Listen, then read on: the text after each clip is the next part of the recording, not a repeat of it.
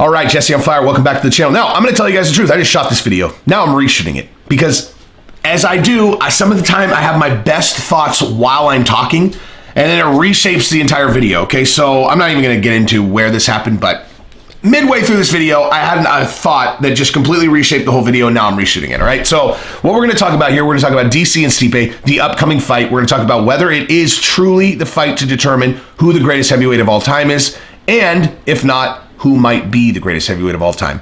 And then also, I'm going to throw in a little something else because I just watched an incredible documentary on YouTube by Mouthy Buddha about famous people, and I thought about Conor, and I thought about these altercations that fighters and other celebrities get into with celebrities, and I'm like, man, I'm gonna give celebrities a pass on this stuff, and I'll talk about why. But first, if you like the channel, subscribe, ring the bell, tell your friends, because guess what? This is the best MMA channel on the internet. It's just the rest of the world hasn't figured it out yet. Just my subscribers have, and if you're new, welcome to the party, because this only gets better from here. So, subscribe, ring the bell, blah, blah, blah. All right, so Stipe and DC are fighting this weekend. Big fight, okay? So you got a split first and second fight. First fight, you had a gap in whatever you want to call it, technique in the way that Stipe fought that DC had called out on the microphone previously. Hey, Stipe, keep your hands up on the brake, dog. When he's the light heavyweight champion. But Stipe didn't listen, and so when he fights DC and he's winning the first round, on the brake, hands down, just like DC said, and DC showed him with his hands that he should really keep his hands up and knocked him out cold, right? So in the first fight, Stipe looked like he was winning. Like I don't think DC had a ton of success during the beginning of that fight until he knocked him out. I mean, he wasn't getting like battered up, but certainly Stipe looked like the more dominant fighter in the beginning of that fight until DC knocked him out. So that's fight number one. Then you got fight number two, and I think most people were expecting DC to get beat up this time because Stipe was going to just adjust this one little flaw that he had in his game and then, exact revenge in pretty dominant fashion. I think that's what most people were expecting to happen. And then DC battered Stipe for 3 straight rounds. He was up 3-0 in the fourth round, for sure. I mean, at least the way I scored it.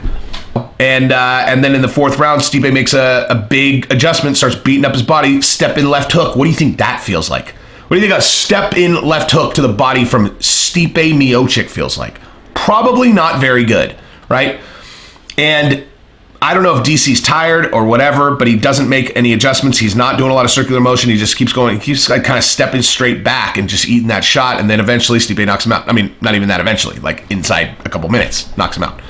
So I think that anyone who says that they know who's going to win this fight is out of their mind. Okay, there's just no way you could predict this fight. There's no possible way that anyone could feel confident predicting this fight.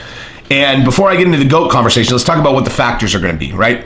So from a technique perspective, you certainly could see either of these guys having the better of the other guy. I don't really see a realistic way that DC knocks Stipe out cold with a single shot again, unless it's on the break again, which seems unlikely, because think of how close he had to be to Stipe to catch him clean with a shot he didn't see coming. I mean, that's when you get knocked out cold, or at least when Stipe gets knocked out cold, it's with a shot you don't see coming, right? Like he's not going to be here and like partially slip the shot and he gets clipped on the chin. I mean, that's very unrealistic given just the body dynamics of DC and Stipe, right? But again, I could certainly see a world where DC is just beating him up, right? Like DC has this wall of eye pokes. I mean, I don't want to break his balls too bad, but that really is what his technique is. He's constantly pawing out there, and then he has these short punches. So like it's like avoid the eye poke, and so he's throwing like short punches where he's navigating their hands, and then he's like hand fighting all the time. So they're short punches. Another reason why he's not going to knock him out cold, but he's very hard to fight against. And then when a guy gets through his, he rolls it. It's very rare where he gets clipped solid on his face. Obviously, he's only lost to John Jones via head kick and Stipe via punch. Like, name a time when DC has taken a strong, straight punch to the face, clean, when he hadn't just gotten his body beaten up for, 2 rounds, like aside from the 4th round against Stipe, when has anyone ever hit him clean with a straight shot? Honestly, I can't think of almost any times. Like, he always rolls them. They always bounce off his shoulder, or they'll always catch kind of, halfway or whatever. He's excellent at rolling punches. Excellent. And all of that is just leading into me just saying, who knows who's going to win this fight? Bottom line, no one knows, okay? But let's talk about the GOAT conversation, because that's a much more interesting convo, because there is no answer to the other one. So I think that if Stipe wins, then you've got a pretty strong case for Stipe saying that he's the greatest of all time. Certainly the greatest of all time in UFC. Certainly only other person that could even be in the convo would be Kane. And I don't know. I just think if you look at the body of work, Stipe's hard to argue with, man, because he's beat everyone and he's knocked all of them out. The only blemish on his record is, since he became champion, is DC, and he avenged it by knockout, right? And there's no, it's not like Kane left guys, looking like, sunshines and rainbows after they fought. But Stipe just dirt naps these guys, man. And I bet you if I looked that his reign has been much longer too. But really the only reason that you would even argue against Stipe is because he's just not a great character for selling fights. He's just so like meat and potatoes. I don't want to talk about myself. I go in and I fight. I knock guys out at the end, And by the way, this is not an accident. You know what I'm saying? Not an accident. And guess what? Did Muhammad Ali, is he like the most dominant heavyweight of all time? Nope. That's kind of the point, is what makes it challenging to pick a greatest of all time, is that there generally is this other factor other than just like, would this guy beat this guy?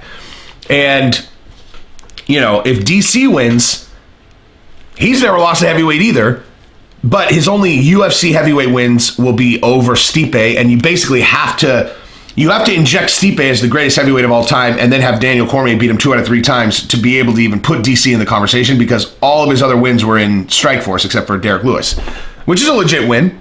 But there are just a lot more comers at heavyweight that DC would need to go through to have a greatest heavyweight of all time conversation. However, like I've said a million times, if DC beats Stipe and then gets on the microphone and calls out Jon Jones, which I think he might do, and then fights Jon Jones and beats Jon Jones, he's the greatest MMA fighter of all time, in my opinion. In terms, if you take the whole deal inside, take it all into account, I don't think there's much to argue with there.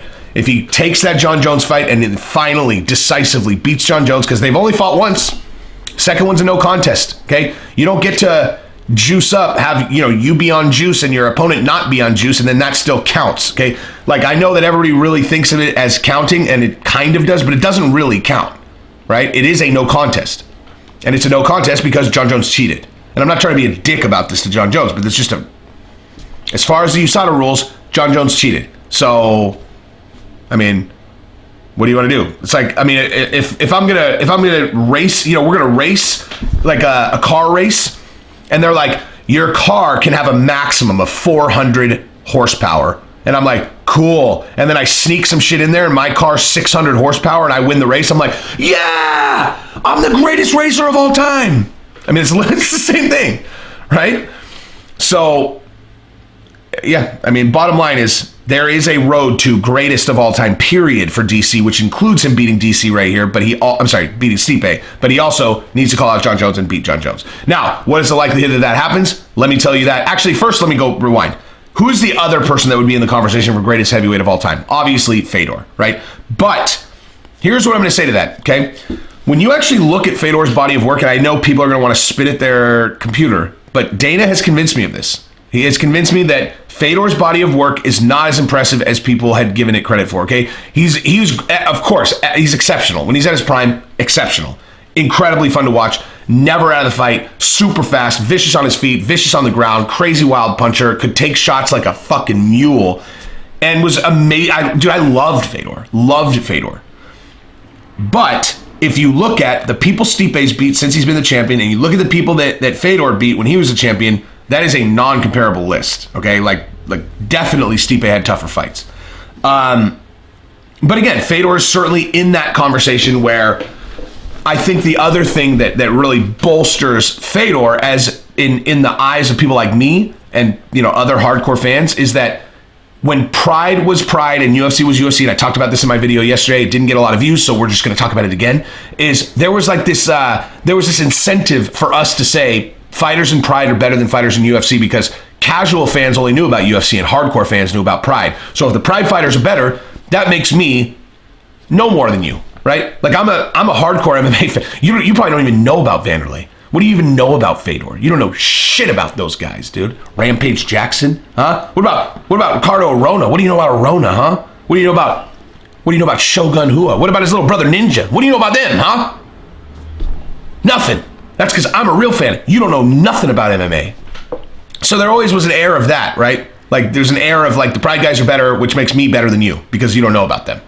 So I can't unsee that now that I've kind of done a little bit of analysis on that, and that is an objective truth to me. So, I don't know. For the greatest heavyweight of all time, if Stipe wins, he's definitely in the conversation. If DC wins, he's not really in the conversation for best heavyweight of all time. He just doesn't have enough fights there.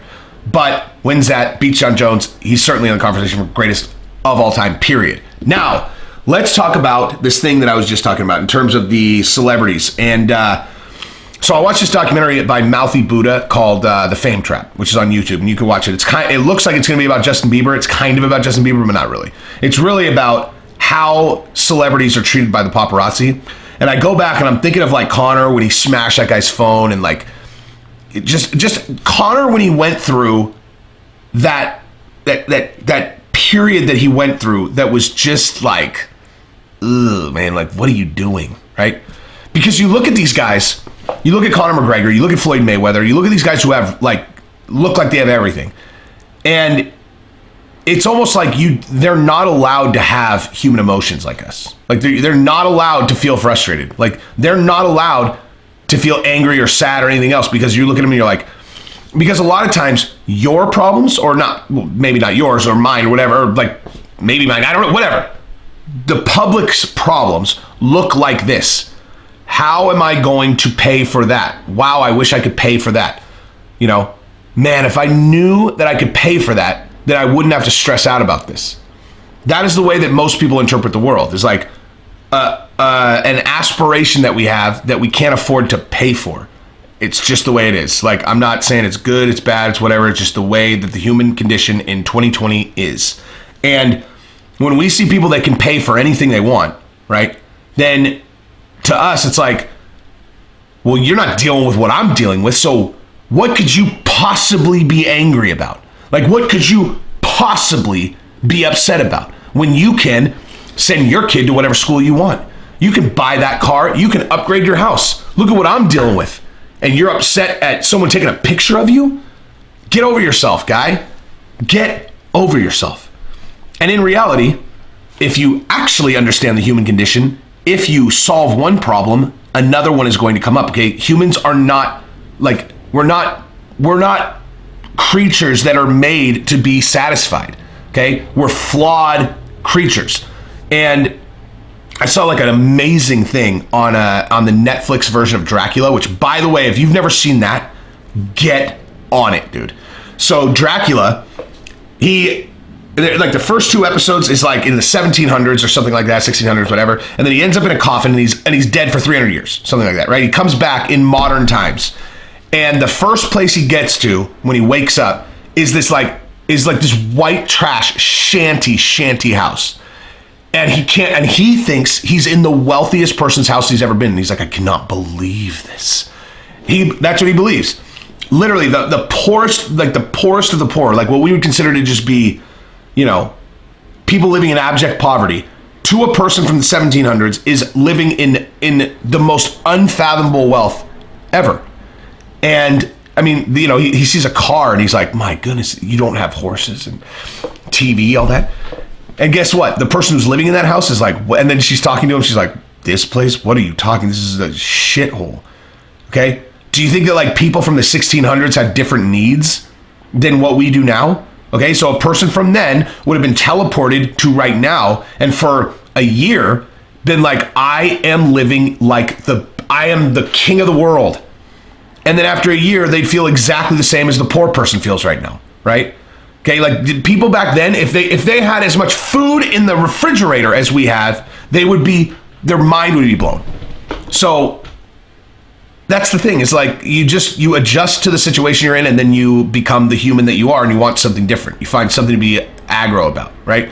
And so like if you're a celebrity, if you're Conor McGregor, or you're Justin Bieber, or you're Floyd Mayweather, and someone starts sticking like this one scene. This paparazzi person sticks a camera in I think it might be Scott Disick's face, and he takes a picture of him, and Scott's like, please man, I'm not in the mood right now. And the guy goes, oh, okay, and then he gets right in his face again, and Scott freaks. He's like, get away from me, man. And the guy's like, oh, okay. And then he goes, like literally right in his face, 100% baiting him to attack him.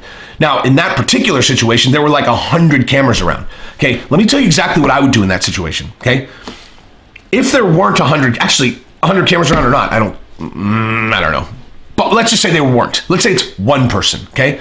I'm going to take his camera and I'm going to smash it into the ground, period, right? Like, I'm not going to sit here and tell you I'm going to beat that cameraman up because I'm too old for that. If I was 25, that would be a bad day for the cameraman, okay? I'm a lot older than that now, so I'm not going to hurt the guy. But I will take his camera and I will smash it into the fucking pavement 100 out of 100 times if there are no witnesses. And I'll tell you exactly why. Okay, I'm not just talking about a paparazzi. I'm talking about that guy, okay, where he takes a picture and you say, dude, really, right now, I am not in the mood. Like, he was clearly going through something. I am not in the mood right now. Please back off. He said, please. The guy shoots back in right in his face and he's like, dude, and he flips out. So now the guy knows he's mad and then goes, shh. Okay, so what I consider that to be is nonverbal communication, okay? I don't need you to tell me what you want me to do verbally. You are showing me that you want me to take your camera and smash it into the fucking ground, okay? That's what you're asking me to do, okay? That's all I see, right? You have asked me to smash your camera in the ground because I told you to get the fuck away from me, and then you put it in my face. Now imagine doing that to a regular person. Like, imagine that it's not a celebrity, and you did that. What would you expect them to do? You expect them to, at the very least, take the camera and smash it into the ground. If not, smash your face into the ground, right? So, like, I mean, people have no respect for celebrities at all, none. And they just expect them to just eat shit. Actually, what they probably expect them to do is flip out so that they could sue them. And what I'm saying is, I don't know, man. It is a dirty business, and I have no respect for that at all. They're parasites. They are parasites by definition. It's disgusting. It's gross. But I highly recommend that you guys watch that Mouthy Buddha video because, wow, it's hard to watch almost, like, because you're just like, man, I never thought about it like that. And I mean, that's not true. I have thought about it like that, but I bet a lot of people haven't. You know, like being famous, not all it's cracked up to be necessarily. So when it's Jesse on fire, the channel blows up. I don't think a lot of things would have to change about my aspirations for me to be as famous as Conor McGregor, right? Like that's not what I'm after. I want that much money, but I definitely don't want that much fame. And if I'm on camera, the only way to get that much fame, or the only way to get that much money, is probably to get that famous. But neither here nor there. Let's cross that bridge when it comes. So that's what I got for today. Love you guys. Subscribe, ring the bell. Peace.